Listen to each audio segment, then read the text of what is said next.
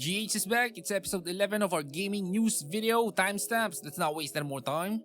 Let's do this. First up, Pokemon TCG Pocket's new expansion Celestial Guardians is now live as of April 29, bringing over 200 cards including Solgaleo, Lunala, and Alola region trainers. And it also marks the debut of Rowlet, Litten, and Popplio. And the half-year celebration event is also underway, featuring solo battles and missions that rewards Promo Pack A Series Volume 7 boosters with Rayquaza EX card available until May 12, and additional missions for a full art Rayquaza EX run through May 28. Next up, quick news for Marvel Rivals. April 30 patch adds support and strategist buff. Adjust heroes like Captain America and Spider-Man, introduces 2 new skins for Winter Soldier and Black Panther on May 1, and starts the Hellfire Gala event on May 2 with a free Wolverine skin and a voting system for future cosmetics. Here's another quick news. According to the PlayStation blog, Borderlands 4 will have a 20-minute gameplay deep dive during the State of Play today, featuring missions, weapons, action skills, and developer commentary. The game is launching earlier on September 12,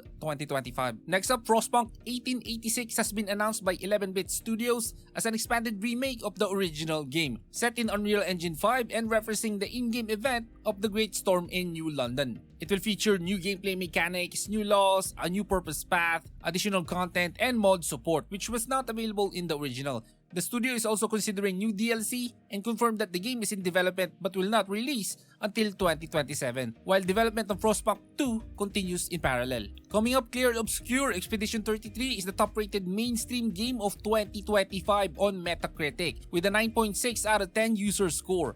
Released on April 24, 2025, the narrative-driven RPG set in an alternate Belle Epoque France has earned widespread acclaim for its storytelling and design. While its critic score is 93, its user rating surpasses many other titles, making it one of the highest-rated games of all time. This should send a message to Final Fantasy developers, cause they keep on wanting action combat on modern Final Fantasy games, and saying turn-based combat is no longer mainstream. And of course, here is your Steam news. The Wargame Fest is live with discounts on wargames across various genres and historical periods. Highlights include Arma Reforger's Destructible Environment, Total War's Three Kingdoms Strategy and Diplomacy, Foxhole's Player-Driven Logistics, and Hell Let Loose's World War II Tactics. The sale ends on May 5 with discounts on most Worms games. And okay, here are the games releasing from May 1st to May 6th. First up, Despelote releases on May 1st for PlayStation, Switch, Xbox, and PC. This soccer game takes you through the streets and parks of Quito, Ecuador, where you play as Julian, or should I say Julian, experiencing the journey of Ecuador's World Cup qualification. On May 2, Free Ride comes to PC. In this RPG, you board a train to the spirit world, where you help troubled characters using telekinesis while uncovering secrets and ice cream in an oddball adventure. Also on May 2nd, Beyond Memories Tales of the Heart arrives for PC. This narrative flight simulation lets you become a Grim Reaper, flying through enchanted realms to free mystical souls and uncover their legendary stories. Maze Mice also launches on May 2 for PC. This retro maze navigation and bullet heaven survival game offers relaxed gameplay with upgrades created by the developer behind Luck Be a Landlord. On May 5th, Drop Duchy releases for PC, a hybrid roguelike game where you build a duchy by dropping blocks, gathering resources, and recruiting troops to shape your realm for victory. Next is Spreadsheet, also drops on May 5th for PC, a puzzle game set in a retro 90s financial theme where you manipulate spreadsheets to solve absurd tasks. On May 6, Among Us 3D comes to PC, offering the same deception-filled gameplay as the original, but now in 3D, where crewmates complete tasks and imposters sabotage the mission. Now, Captain Blood also releases on May 6 for PlayStation, Switch, Xbox, and PC. This pirate-themed action game features swashbuckling sword fights, cannon battles, and treasure hunting. Metal Eden arrives on May 6 for PS5, Xbox Series X and S, and PC. In this sci-fi FPS, you play as Hyper Unit Asuka on a mission to rescue citizens' cores from a deadly orbital city. Finally, High on Life comes to Switch on May 6, offering a comedic adventure where you become a bounty hunter with talking guns, traveling through dynamic worlds to take down a criminal alien cartel.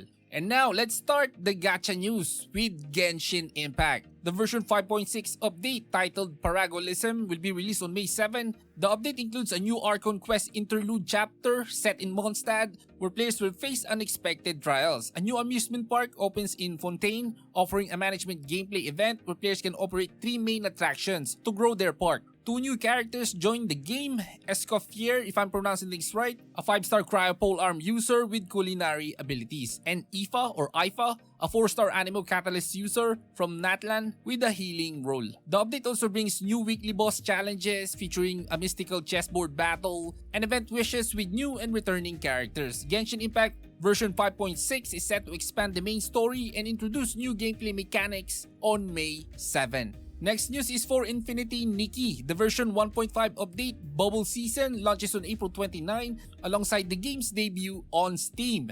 This update introduced long-awaited social features, a new multiplayer zone, seasonal events, and 3 5-star outfits, including the Sea of Stars outfit.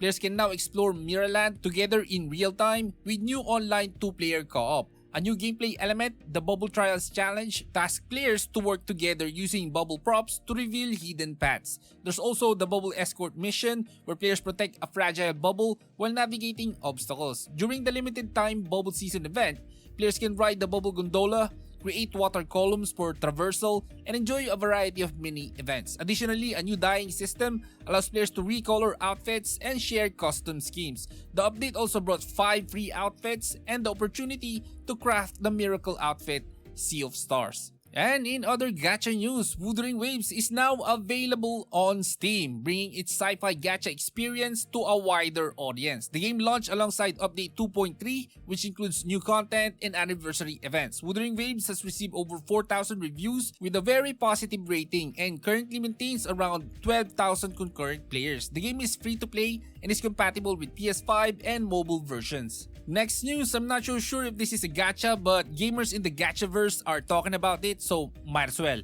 Dragon Sword is preparing its closed beta test with pre-registration opening on May 8, 2025. The action RPG features manual combat, according to this, a semi-open world with diverse terrains, and cross-platform play between PC and mobile. Players will assume the role of Lute or Lute, a mercenary destined to become the hero Dragon Sword, as they explore the vibrant world of Orbis. The game's anime-inspired aesthetics and dynamic combat system are key highlights. Pre-registering players will also receive exclusive rewards upon the official release. And next, we got a gacha industry news today, as Hoyoverse is still facing a lawsuit from Vision Corporation over the name of a villain faction in Zenless Zone Zero. The lawsuit, ongoing as of April 2025, alleges that the Chinese localization of Zenless Zone Zero includes a faction name that mirrors Vision Corporation's brand, potentially causing market confusion. The legal dispute centers on intellectual property rights, and Vision Corporation claims the use of the name could harm its reputation. While the faction in question remains unnamed by Hoyoverse,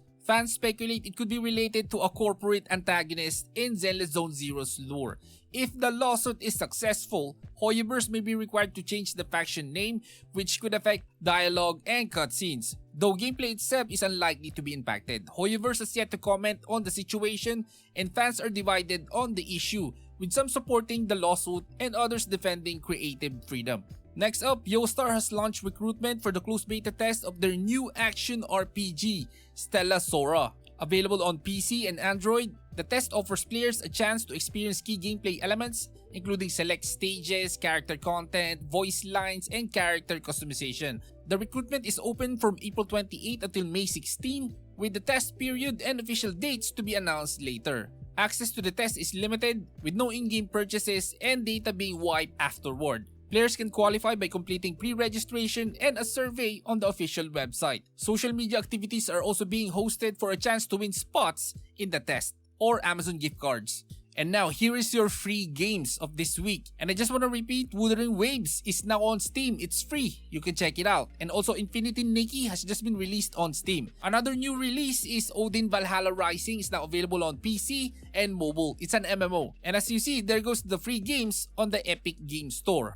And now, let's go back to the general gaming news. And if you watched the last week's gaming news video, you saw that Freestyle 2 is getting 2 new characters in April 23. And of course, they're now in the game. The name is Jason Lee and Yuna. And alongside this, the game will also get a new title system. And here's some surprising news, as Overwatch Mobile is set to launch as a MOBA in Korea and Japan, published by Nexon. And Blizzard is developing the game under the direction of Overwatch General Manager Walter Kong. And unlike the original version, this one will take the form of a mobile MOBA. and is designed to compete with titles like Mobile Legends, Honor of Kings, and Wild Rift. And Nexon secured the publishing rights for Korea and Japan after outbidding the local companies including NCSoft, Netmarble, and Krafton. And Blizzard will retain control of development while Nexon will handle localization and publishing for the two regions. And the game will feature hero-based gameplay in line with the franchise but restructured for mobile MOBA mechanics. And here is some emulation news. RetroArch 1.21.0 is now available, bringing new menu options, improved navigation, better network handling, and various fixes across different platforms. And the web player, if you tinker with it, it's also been updated. And there it goes. Leave a like before you go. Subscribe. This is Gaming Hardcore. See you in the next one.